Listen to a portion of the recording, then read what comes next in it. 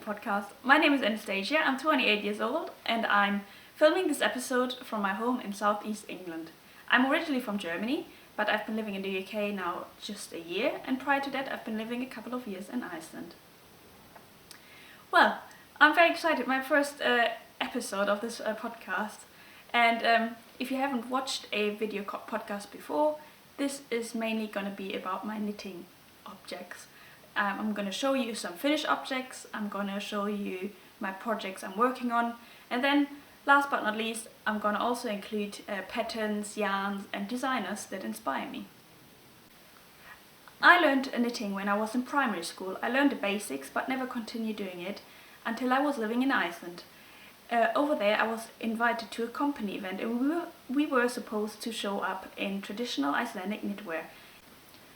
If you've never seen one, it's a woolen sweater that comes with a beautiful pattern usually around the yoke. And you might know Iceland can be fairly expensive, so I thought I'm gonna save myself a little bit of money and knit my own. Well, I only started a couple of weeks before the event and obviously I didn't manage to finish it in time. At the end I had to ask a colleague and had to lend one to wear it on the event. But I continued knitting and that was my first sweater. Since then I have continued knitting with Icelandic wool, and then in the last couple of months I also started knitting with different sorts of yarns, and I also started doing other garments besides of sweaters and cardigans, and I will show you a couple of my finished objects now. So this one is the sweater Öræfi. It is a pattern from Dagbjört Guðmundsdóttir, an Icelandic knitwear designer, and I use Pleotulopi in a colorway light red heather, and so light red heather is the red one obviously, and then I used a colorway mimosa, and that's the yellow one.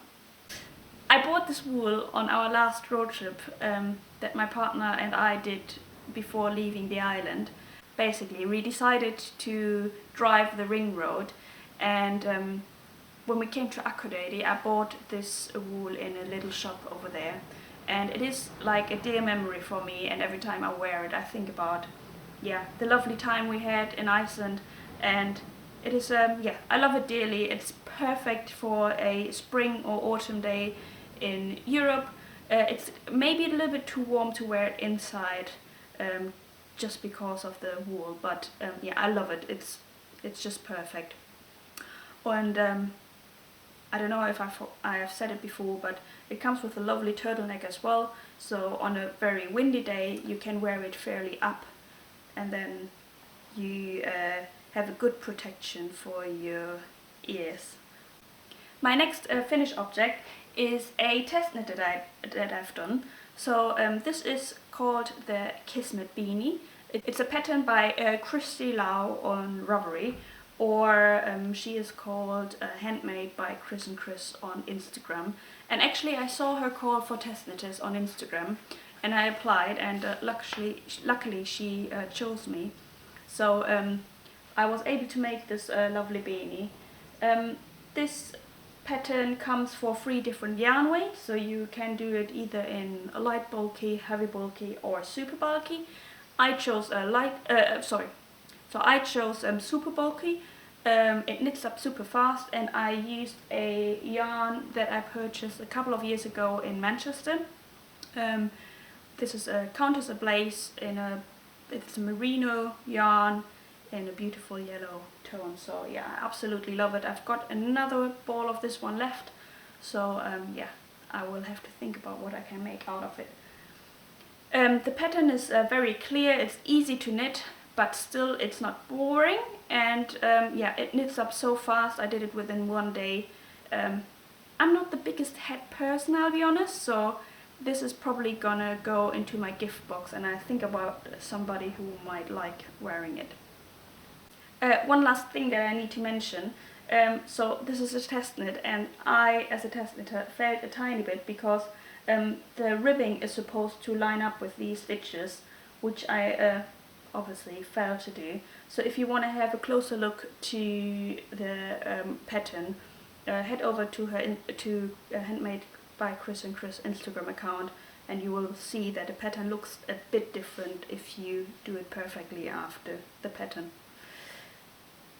So the next one that I want to show you is another test knit that I've done, and I have to say I absolutely love it. This one was a test knit for Xenia from Life is Cozy on Instagram and Ravelry, and this is a lovely summer top. It comes in a, well, for me, new construction. So basically you start on one side with a provisional cast on. You have the front and the back panel on one needle, and then you separate for the boat neck. You work the back panel and the front panel separate, and then once you come to the left shoulder, you join them back together. At the end, you bind off with a 3 needle bind off, and then you've got the option to include a I-cord tie, which I've never done before. So yeah, a couple of techniques that I've never done before. I've never done this provisional cast off on, I've never done the 3 needle bind off, and neither had I done the I-cords. And I have to say, all these 3 techniques, I'm gonna do them all again. I really like the result. Another thing that is special to this top, it comes with the ribbing. It's a very subtle ribbing on the hem and the neckline, and that prevents the stockinette stitch from folding. So yeah, I think it's a very clever design. And another thing that I want to say, this pattern comes in a crop version and in a longer version. This one is a crop version. I have used the West Yorkshire Spinners 4-ply sock yarn. It's not the softest, I'll be honest, but I knew that this would be the case. Next time when I knit it, I probably use something lighter and something softer, so maybe like a linen. Yeah, all in all, I have to say it was so much fun to knit it. It was easy but not boring. There were a few features that you had to think about a bit more, and yeah, all in all, it was just fun, and it brought me a lot of joy. If you want to have a look at her pattern, it is already live on Ravelry, so head over there. Okay, let's continue with my work in progress. So this one is a vanilla sock that I'm knitting at the moment. I started knitting something different before, so I started using this variegated yarn for a slip stitch pattern, but I have to say, sometimes you really, well, sometimes, always, you have to be a bit careful of what pattern you use for which yarn, and you can easily ruin a pattern by using the wrong yarn, and you can also ruin or like waste some beautiful yarn by using the wrong pattern, vice versa, really. So this one is a sock yarn from My Mama Knits. It's variegated and it's beautiful, I have to say. I really like it, and I'm going to use it for just a very simple sock. I'm not going to follow any pattern. I'm going to try to just yeah, knit it from what I know, and these are going to be some large socks. Yeah, I'm going to use this sock to like knit whilst I'm in company, just because I don't really have to think about it. It's easy, it's just a stockinette stitch, and yeah, I think the result will look great. But I don't have any deadline on it. It's just a fun knit that I have there ready whenever I want to do something where I don't have to think too much about it. The next pattern that I want to show you is another test knit that I'm doing. This one is called the Chianti top by Luisa Puccini.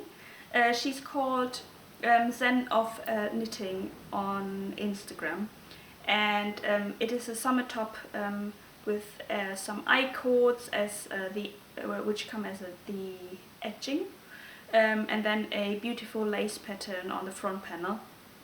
I haven't gotten that far yet, I just cast it off yesterday, but yeah, I might have to frock it and just change a few things, but so far I really like how it's showing up.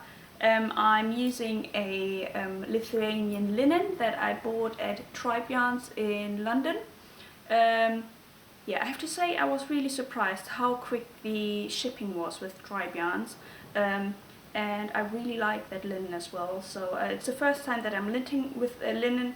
It's very different to what I'm usually using, and even most important, the yarn, when you hold it, it seems to be a bit sturdy and not the softest, but once you knit it up, the fabric changes so much, and yeah, I can't wait to see what the end result is looking like, and obviously how it feels like when you're wearing it. So yeah, hopefully by the next episode I have finished that top.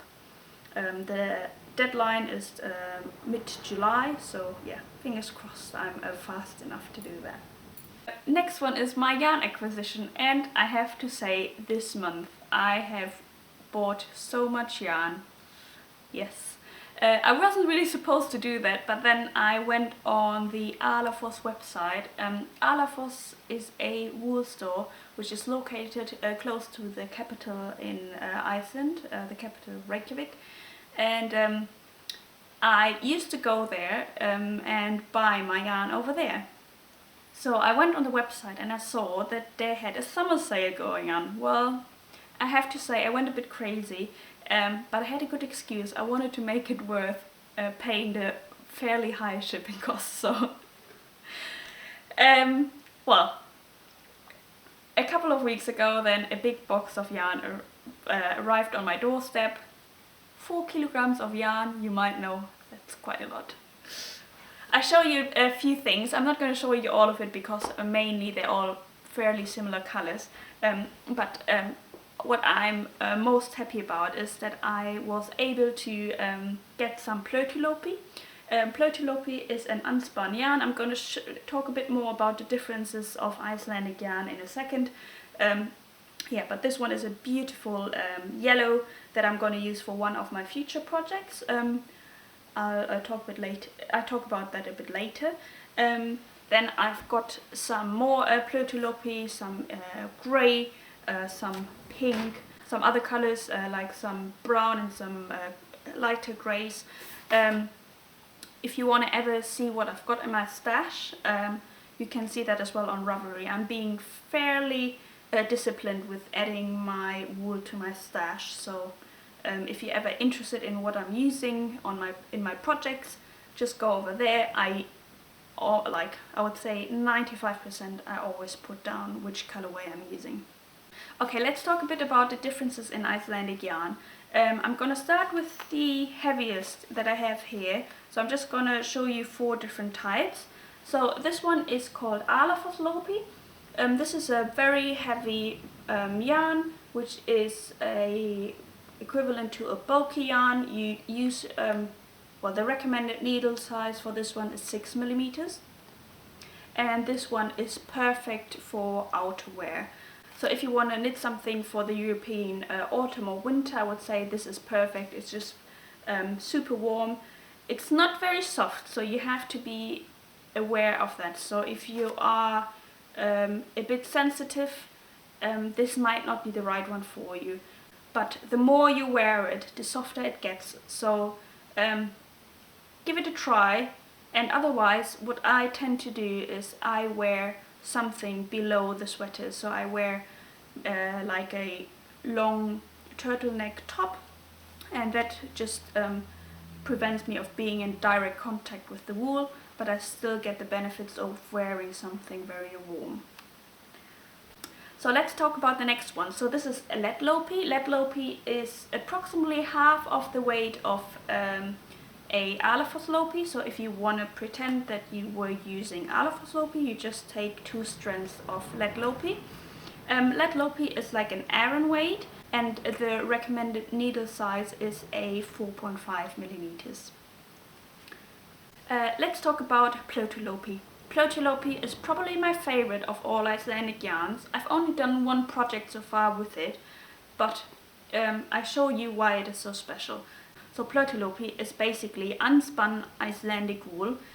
So the strand of yarn, as you can see, has not been spun, and therefore it is very fragile to knit with. So it is very easy to rip the strand of yarn, and that makes it a bit difficult to knit with. But there are different techniques how to overcome this. So a lot of projects which are knit in Pleotulopi use 2 strands of Pleotulopi, which makes it a bit easier. And another way to make it easier as well is to use Inkbund. So Inkbund is a bit sturdy, I'll talk about that in a second, but there are ways to make it a bit more durable.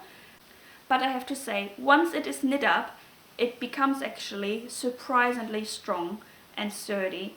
So if you've never tried it, don't be put off, give it a try, and you will end up with a super airy and light garment. And it is very different to if you're using Pleotulopi or even Alephofloppy. Alephofloppy is just a complete different thing.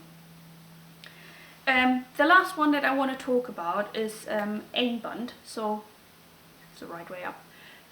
Inkbund is like a lace weight yarn.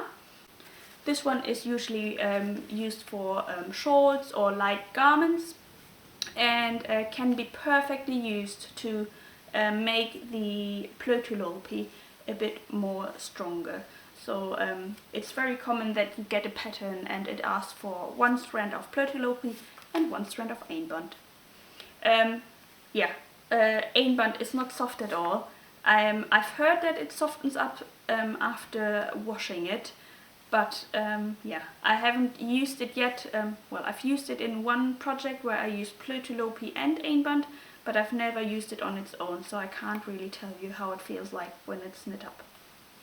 Let's talk very briefly about the patterns that inspire me, and that includes the Gleði pattern. It's a pattern by Védís Jónsdóttir, another Icelandic knitwear designer, and Gleði means happiness in Icelandic.